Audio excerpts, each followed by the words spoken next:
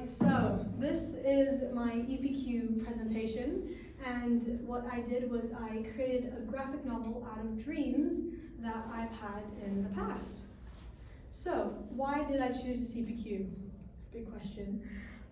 It's always been something that's been on my mind for a long time, like create a story. I had stories in my head, and then it was, well, that's too complicated. Dreams, I have very interesting dreams. So it's always been something that I've just wanted to do, and it's kind of gave me an excuse to do it and not like waste any time or just like rush it in any way and go through it properly and thoughtfully.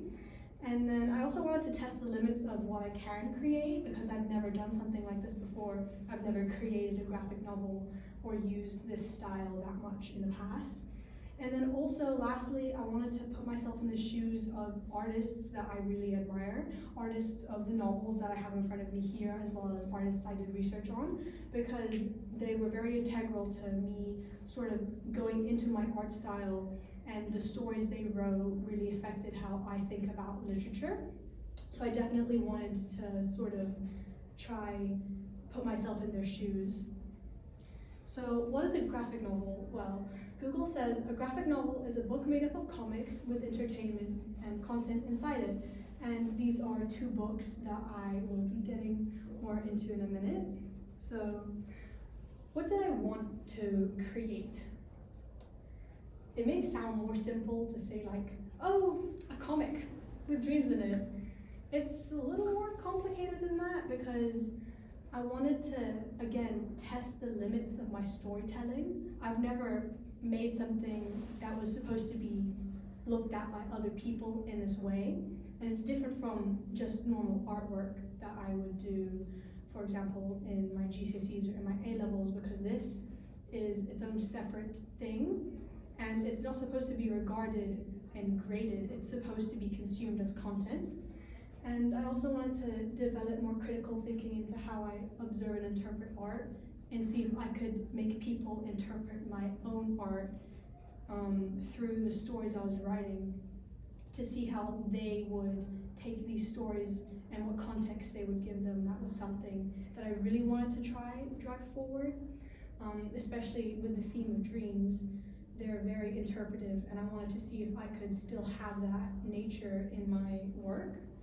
And then I wanted to see if I could create a visual representation of things that have only existed in my own head. I don't have any references for things that I've dreamed. And as I'm sure all of us have experienced, dreams are very fluid, and a description for one thing can be so different depending on who you ask about it. So I wanted to see if that was something that I could work with or if it would hinder me. And I wanted to see if it was something that I could apply to future work. So, artist research. For my main body of research, I looked into three of my favorite artists, N.D. Stevenson, Hannah Templar, and Tom Parkinson. I actually have Nimona by N.D. Stevenson here and Cosmonites by Hannah Templar here. And these books, when I first read them, were very important to me, especially Nimona. I read it when I was very young. And just looking at this art style, this very cartoonish yet serious style, and it really started to make me think, oh my god, like, this is really something that I can do, and this is something I can harness, and I can create stories in this way, just like N.D. Stevenson did. And Hannah Templar introduced me into more detailed work and formal and proper, and especially with Tom Parkinson, who wrote Kill 6 Billion Demons. It is an amazing epic of just so many different books, and reading it made me think narrative, plot, and it's all stuff that came into context as I was working on this artifact. So first we have N.D. Stevenson, my personal favorite, and this is artwork from Nimona, and you can see it's very silly looking. It's cartoonish, yet it's distinct. You definitely recognize it. You look at this and you think, oh, this is their artwork. I know who did this. And I wanted to sort of have that sort of personal style. I wanted to see if I could also do that. So in my research, I looked into how they gave each character their own personal traits while still having the style be the same. And I also wanted to look into how, even with the blank backgrounds, the setting could still be so strong, you could know exactly what was happening. So in simplicity, you can put lots of detail, and that is very important because for this EPQ, for this project, I had to do a lot in very little time. So I looked into simplicity and how I could sort of get my main points across without overworking my pages. And then we have Hannah Templar, who you can see, big jump. We have very detailed backgrounds, heavy line work. I love my line work, and you'll definitely see it in my book, which I have made copies of at this point now. It's very line work based, and when I do backgrounds, I took much of my inspiration from Hannah Templar. So in my research, I did focus on color, however I'll get into it in a minute why that wasn't something I needed. But I looked into line work, thin line and thick line. It's something that I probably did the most research on Hannah's artwork, because you can see the depth and the setting. They're so different, yet this is definitely her art style. However, it did turn out that I didn't actually need to do as much research into her work as I did, which was a big step back in time, because I did a lot of research into her color theory and how she uses these bright colors, and it turned out I didn't actually need that. So that was actually something I do regret doing, because I didn't need to spend all of that time on her. And I do wish I had spent more time on Tom Parkinson. These are pages from Kill 6 Billion Demons, which is like a 7-long book epic, and it is just phenomenal. And I started reading it during quarantine, and it took me months to finish it. And I was just obsessed with how he was able to incorporate the surreal, because there's a strong link between surrealism and dreams. And I did want to see if I could use aspects of this surrealist nature in his work to sort of give my own work a more dreamlike quality. So definitely that was why I was looking into him. He puts insane amounts of detail into his work, which was something I did reference in my research. However, I didn't necessarily want to reflect that into my own, because again, I knew I wasn't going to have much time, so I wouldn't have been able to do all this shading, the color work, the texture. He uses lots of texture, so I knew that wasn't something that I would be able to incorporate. And then the actual thing, what am I going to write about? Well, my dreams, why do they inspire me? They're so weird. I have the weirdest dreams on the planet. I've always had, and I've always been writing them down and recording them, so I had a lot to choose from. And they influence me because, again, they make me think, what's that about? Why is this like a short story? What can I create out of this? Why did this happen? Whoa, why did I dream it? What happened to me in real life that made this come up to me in a dream? So I wanted to take that inspiration and put it into this book to see if I could get people thinking the same thing, like, why is this story like this? What could have happened to make this happen? What is its meaning? And that's really just sort of trying to implement this effect of the uncanny, which links back to surrealism, like I mentioned with Tom Parkinson. I wanted to see if I could make this effect of like weirdness, make the reader feel like they're the ones who are dreaming. And now, creation process. This was a very interesting experience. I started it off with creating some timetables and charts. So this is a Gantt chart, which I didn't actually end up following, which was my fault entirely because my planning was off, but I'll get to that later. But in this, I had quite ambitious ideas where I would complete sections month by month, and then by the end, I have it all done, but there were issues I had with that. And then after I started to realize these issues, I made a weekly planner where I looked at my timetable. All right, when do I have my free subjects? All right, here, here, and here. I'll dedicate these to my EPQ. And that worked for me quite well because I was able to just look at my timetable and see, oh, that's marked. I need to work now. And for the most part, I would. So that was quite integral to me actually getting things done, even though my Gantt chart didn't actually work that well for me specifically. And now the creation, as you can see, artist's block was heavy over the whole project. And I know in this room I have lots of artists, but I'll just quickly explain that artist's block is when you have all your motivation, you have your pen and paper, but you can't make that connection and you just can't make anything work. And I scrapped so many drafts because of this, and I was just struggling so much. And this stayed a running theme till the very end, and it was one of the first setbacks I had in my work. So that was one of the problems, and here we have many others. Motivation. I'm not very motivated by the time I start this during the summer. I started doing the steps of my work, and I wasn't motivated because I wasn't in school. You know, it was summer, I just wanted to relax, I wanted to do my own thing. I was home alone all day, that was the last thing I wanted to do. Any kind of schoolwork was the last thing I wanted to do. I had my own ideas, my own personal projects, and at this point I started to feel some regret because I was thinking, oh my god, is this wasting my time because I'm sitting here and I just can't get anything done. Time blindness, another problem. I just couldn't realize so much time had passed. Just a month ago, we were starting to prepare for our presentations, and I'm only doing mine a month later. That's a lot of time, and it just passed so quickly, which is also the fault of how intense this year started off. I wasn't expecting that. Procrastination, need I explain? We all understand how deadly that is. And lastly, my poor time management. I am not good at planning my own time, and I know some of you guys will relate. And that's why my Gantt chart, even though I had set these goals, I just couldn't keep up with them because I hadn't designated my time management yet, which is why I made that weekly planner, which gave me like, you need to do this right now. And that was something that helped me fix my time management issues. And now when we start the stages, stage one is the script. So I think, all right, I need to pick how many dreams I wanted to do. I originally wanted to do 6.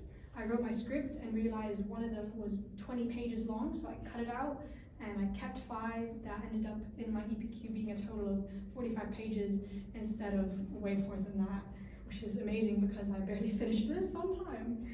And then we have the sketches. This is the storyboard where I kind of take lines from my script where I describe like panel 1, frame person standing looking to the side, and I did the very rough sketches.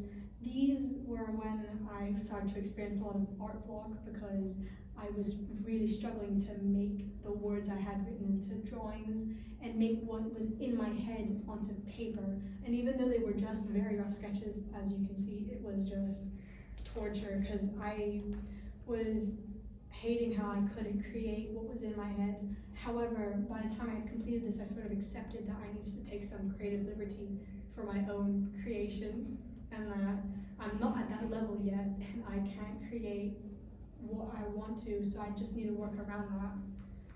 And then next was character design. So as you can see, I took so much inspiration from N.D. Stevenson's characters from Nimona. I wanted to make it so that you can recognize it. This is my style. This is from this artist. It's my art. And but I wanted to make each character distinct, so they're all versions of me through several years, and each version is me in a different dream. So I wanted to make the characters look the same. It's still me, even though I'm growing up. So there were aspects I took into play. I also wanted to show that I was growing up, so I gave myself different hairstyles, and each like the clothes I would wear would reflect the time of my life that I was at. And again, these are colored, however, as I'll get to later, I didn't actually end up using any color in my work, which was a bit of a setback for character design because I wanted the colors to reflect where I was at that state in my life. However, that wasn't something I got to do. And the next pencil work, this took me a very long time. This took me so long. I can't even express how long it took me to take because it felt like a waste of time and it made me feel bad. And again, I was thinking, should I really have chosen this? Should I have done this? I was feeling regret, deep regret, because on one hand I had these really rough sketches, and then I had to refine those sketches and make them super detailed, as you can see here with these sketches. And then I had to add in my dialogue, and I was thinking, oh, my dialogue, is it good? Is it not good? Does Is my spelling okay? It was just a whole big mess. However, as I would complete a page, I'd think, wow, this is pretty good. Like, I just created this, I just made this. And then in the end, when I was done, I have my book here. When I was done with the pencil work, I had 45 pages. I had done a whole book. And even though it wasn't completed, I hadn't started the next few stages, it was still like, it felt like it was done, and I felt so much relief because it was just amazing to look at this and think, oh my God, I created that. And this was when I started to feel better about my project, because I was thinking, you know what, this wasn't so bad. I actually got somewhere with this, and I started to feel really good, and I was hyping myself up. And then we have line work. This made me feel so good. I felt so happy.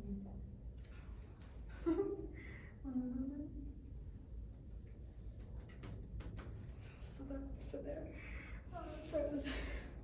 Let's talk about my line work. This was the most satisfying thing I've ever done. I was able to do it pretty quick. It didn't take me as long as I thought it would at all. And there is nothing better than finishing something. I went over these pages and then suddenly I could see them. When I took a photo, it would show up well, the lines, and you could really see what I was working with. And now I need to go to the next slide, but it froze, so I'll cut this out. Can someone help me? It's frozen and I can't get rid of this stupid pop-up. So, however, as much as I loved line work, it came with its own problems, which were just these pens. As you can see, this is a new one, and this is just after 3 pages of work. You can see how blunt it got, and when a pen gets like that, I don't know how many people have experience using these. It's very difficult to draw with, and I have one here that is completely dead. These are expensive, and I kept having to tell my mom, can you just drive me to the store and buy some more? She's like, you bought so many. I ended up using 8 of these, and none of them I can use anymore because they were destroyed. So in the future, I'm definitely gonna buy a better brand, because this was a huge waste of my time. I spent a whole week doing nothing because I couldn't go to the store and buy more, and I was just so stubborn, I refused to use anything else. So again, everything was an obstacle, but I got over it and I was able to complete my line work. Now, coloring. I've mentioned it several times. I couldn't get to that, which is a big shame because I was really hoping that it was something I could do, and it was all because of time management. If I had stuck to my schedule, I do think I would have been able to get this at least some pages colored, just to really show the aspect of my style and the parts of my research I could apply to it. But I couldn't do that because of my time management. It was quite poor, it was pretty bad, and the deadlines, the ones I had to set, didn't take it into consideration. So unfortunately, it is something I do regret that I wasn't able to incorporate. Because like I had mentioned, I really wanted to use color to set the tone, set the setting, and really just sort of give my work more life, and it wasn't something I could do. In the future, I might take this on as a more personal project and color a few pages. However, I couldn't do that at this stage, and it is actually something that I'm quite unhappy about, because like with the artists, Hannah Templar, where she was working on cosmetics, she used so much color, it was so vibrant, and it inspired me a lot, and I couldn't take that inspiration into this, unfortunately. So how do I feel about my work right now? I feel pretty good. There is nothing more satisfying than just working through writing, and then just creating an entire book with so many pages and these stories. And it was something I wanted to do for a very long time, like I mentioned in the beginning. I've always had the want to create something like this, and I just did. Like, it's in front of me and I can't even believe it. And I even photocopied it, so I have digital copies now I can send to people. People are reading it, they're telling me what they think about it, and that's something I never thought I could do. So it's crazy to me to think that like this project allowed me to do this, and I feel grateful almost, even though before, like I mentioned, I was feeling regret. I was like, maybe I don't want to do this anymore, it's not worth it, it's a waste of my time. I have other subjects I need to work on. I have art and photography and media studies. this is a waste of my time, am I going to get a good grade? But now I don't even mind about that because I can apply this to so much. I can submit this when I go to universities and my portfolios. It is such a vital piece I have now, and I'm genuinely grateful that this course gave me the opportunity to do that. So thank you so much for you guys can pass this around. It's the digital printed copy. And any questions at all? Cameron? What did you enjoy most about this project? Watching it come together, I think. I enjoyed that a lot because on paper I had step 1, step 2, step 3, step 4 finished. And when they were all separated, I kind of, again, didn't feel that confident in it. And then watching it just be completed and scanning it and printing it was so satisfying. And I enjoyed it. I felt so happy that, like, oh my God, again, this is something that I made. And it just, I don't know, it makes me really happy. I'm very happy with this, and it's something that is bringing me joy right now. Anyone else? Reese?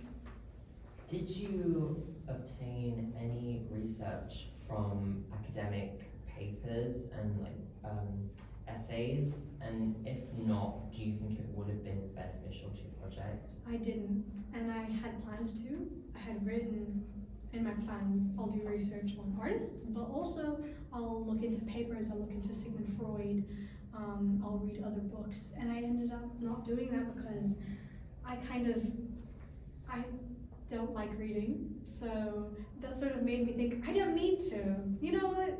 If I don't want to do it, it's my project and I can do whatever I want. And I kind of regret that a little bit because I do think it would have been beneficial, especially Sigmund Freud and his research into dreams. I do think I could have benefited from that a lot.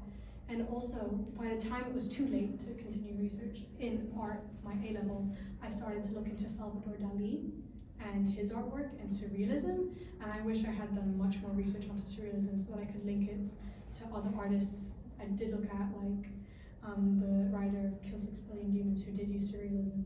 I do wish I could have implemented that in my work, but I didn't have the time, unfortunately, so I regret that. Yes, Mide? So you chose an artefact for your EPQ. Yes. Was that your only idea, or did you have any, was it solely going to be a comic book, or did you have any other ideas? I did have some more ideas originally that were a bit different. I wanted to do a series of paintings that still reflected dreams. There was an uprising in this thing called AI art, as I'm sure we're all familiar. And I'm kind of happy I didn't do this, but I wanted to see if I could replicate that into paintings and surrealism. AI art is not something that I take much inspiration from anymore all these days, and I'm happy I didn't do that. I was close to, however, I decided to pursue this instead, and I'm very, very happy that I did. Ashley? Do you feel after all those deadline setbacks and the inability to time manage and the time blindness, which I know is a huge thing, do you feel that now that you've gone through this process of working on something as big as a comic book, or graphic novel rather, do you feel it's kind of helped you understand what you can do and how much time, and do you think it'll be beneficial for future projects? Definitely. I haven't done something like this before. If it was something I was more familiar with, definitely would have finished it so much sooner. But again, I've never done this before. And I was thinking, you know what, piece of cake. This is so easy. I have these deadlines and I'll definitely meet them. I did not think how hard this would be. I underestimated it entirely, but now that I have done it, I know that in the future, when I go off to uni and live my free life, I definitely will need to not do that. I'm going to take everything with a grain of salt as I work. And this, if I hadn't done this, I wouldn't know that. And then I would definitely end up in way more serious problems, missing deadlines and rushing work. So I'm very grateful that happened to this, and not something that is way more academically important in the future. And also, it sort of set the precedent that now that I've done it, I can definitely do it more. Because there is the daunting jump of doing something you've never done before. You always kind of put it off. But now that I've done it, I definitely feel like I can pursue this much more. So I'm grateful that I did it. I'm grateful.